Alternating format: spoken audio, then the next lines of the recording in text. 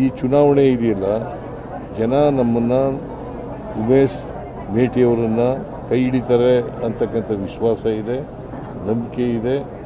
100ಕ್ಕೆ 100 ಉಮೇಶ್ ಮೇಟಿಯವರು ಗೆದ್ದೇ ಗೆಲ್ತಾರೆ ಅಂತಕ್ಕಂಥ ಬಿ ಜೆ ಪಿಯವರು ಏನಾರ ಹೇಳ್ಕೊಳ್ಳಿ,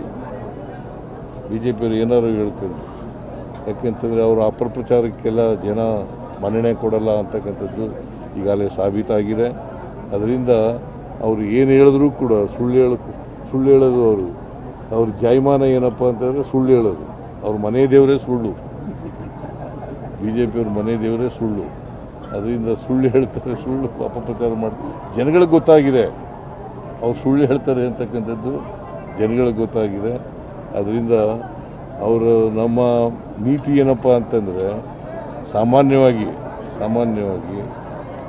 ಯಾರು ಶಾಸಕರಾಗಿದ್ದರು ಅವ್ರು ಸತ್ತೋದ್ರೆ, ಅವ್ರ ಕಾಲವಾದರೆ ಅವ್ರ ಮನೆಯವರಿಗೆ ಕೊಡಬೇಕು ಅಂತಕ್ಕಂಥದ್ದು ಇಲ್ಲೂ ಕೂಡ ಅವ್ರ ಮನೆಯವರಿಗೆ ಕೊಟ್ಟಿದ್ದೀವಿ, ದಾವಣಗೆರೆಯಲ್ಲೂ ಕೂಡ ಕೊಟ್ಟಿದ್ದೀವಿ. ಸೊ ಎರಡೂ ಕಡೆ ನಾವು ಗೆಲ್ತೀವಿ. ಸರ್, ಈ ವಯಸ್ಸು ಆಗಿಂದ ನಿಧನ ಹೊಂದಿದವ್ರಿಗೆ ಅನುಕಂಪ ಯಾಕೆ ಬರ್ತಾ ಇದೆ, ಅದೆಲ್ಲ ಯಾವ ಥರ ಇದೆ? ಅವ್ರಿಗೆಲ್ಲ ಸಮಾಧಾನ ಮಾಡ್ತೀವಿ.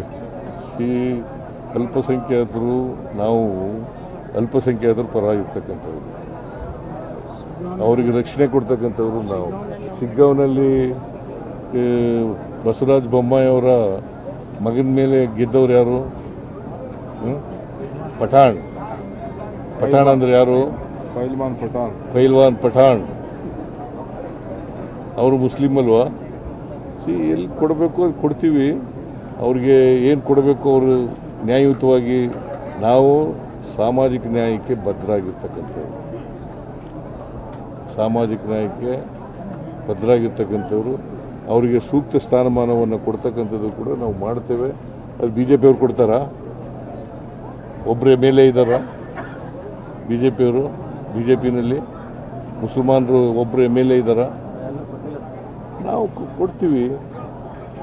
ನಾವು ಅವ್ರಿಗೆ ಸಮಾಧಾನ. ಯಾರು ಈಗ ಟಿಕೆಟ್ ಕೇಳೋದು ತಪ್ಪು ಅಂತ ಹೇಳಲ್ಲ. ನಾವು ಟಿಕೆಟ್ ಕೇಳಿ ಈಗ ಪೈಲ್ವಾನ್ ಅಂತ ಸಾದಿಕ್ ಅನ್ನೋರು ನಿಂತಿದ್ದಾರೆ ಬಾಗಲಕೋಟೆಯಲ್ಲಿ. ಅವ್ರಿಗೆ ಸಮಾಧಾನ ಮಾಡಿ ದಾವಣಗೆರೆಯಲ್ಲಿ ಅವ್ರನ್ನ ವಾಪಸ್ ತೆಗಿಸ್ತಕ್ಕಂಥ ಕೆಲಸವನ್ನು ಮಾಡ್ತೀವಿ.